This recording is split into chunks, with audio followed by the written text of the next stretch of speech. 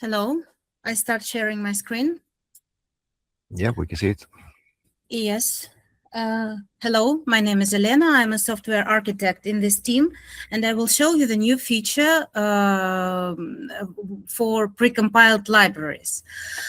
So when we build a top executable, it can use libraries, and now we have added support for a special kind of library, which is a precompiled library. So when I just built this executable, it has two libraries as a prerequisite. One is a normal one, and the other one is a precompiled one. And the difference is that precompiled library will not be automatically built or cleaned when you do it from the top TCGS, when a precompiled library is referenced as a prerequisite. And now I tried to build this top TCGS, and I see a message that this library is not found. The intention is to build a precompiled library separately and then use it as an existing precompiled library when you build a top executable. So let's see how the precompiled library TCGS looks like. It has a special new property called precompiled library, and it has a relative path to the library file, which will be created. You have to build it directly. So when this TCGS is a top one, when you start a build directly on this TCGS, then the build will proceed and the precompiled library will be put and generated to the location specified in this relative path. This is a relative path to your TCGS file location. And now here on the left, we can see that we have a newly created library. It is useful to have these libraries when some developer knows the specific and maintains the library. There could be some README, some information about the library in the same location where you have the library.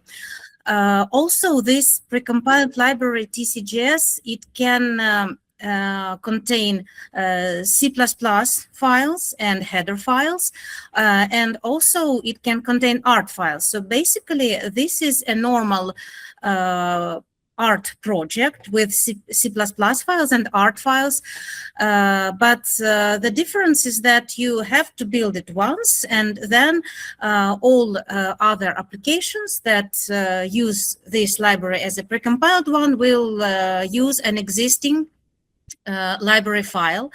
The header files, also the paths to the header files are computed automatically if you have them under the same project. If you have some additional paths to the header files, then there is an include paths property where you can specify them additionally. So now I have a version of the library, and I can come back to my executable and build it again. And now it will find the library on that position, and the build will succeed. Also, if you will clean using any executable TCGS, then precompiled library will stay. It will not be cleaned. And this is another difference. So if you need to clean directly the precompiled library, you have to use the TCGS directly as a top one. But when it is a prerequisite, it will stay. So now I see that my application links with the library, and here in the link command, we can find a path to that library. This is a path to precompiled library lib num-utils.a. And now if I will use this to clean, then I see that only 2 folders have been removed. And in the message, I see that the precompiled library, we skipped cleaning precompiled library prerequisite TC file. So the library stays, but if I really want to clean all the intermediate files, I have to go to this top TCGS and run clean from this position. But the library itself will still stay. So now the clean command has removed only the generated files and intermediate build files, but the library itself stays in the same position. And if all header files are in place, then you can continue using it in your executable TCGS files as a prerequisite.